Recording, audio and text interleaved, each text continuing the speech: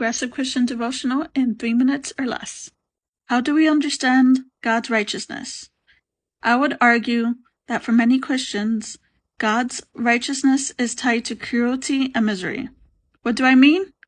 Well, God is often portrayed as a stern judge seeking righteousness and justice. And unlike human judges who are swayed by any number of factors, God's righteousness is absolute. And because we humans are imperfect, then God's righteousness stands in absolute contrast to us.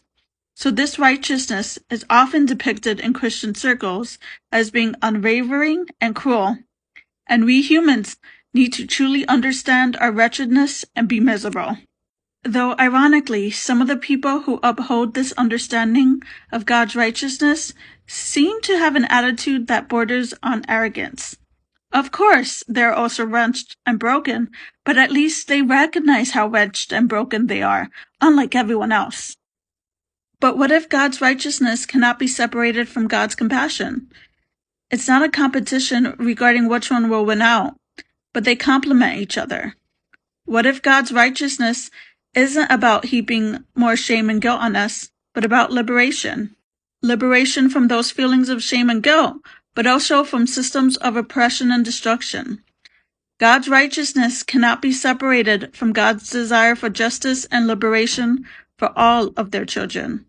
God's righteousness is often portrayed as something to be feared and to run away from because it is violent. But is that the only way to understand God's righteousness? I don't think so. Prayer. God, forgive us. Our notion of righteousness is often based on human understandings of judgment, punishment, and fear.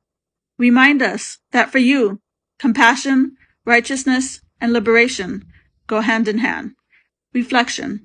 Instead of reducing God's righteousness to cruelty and judgment, how else can Christians understand it?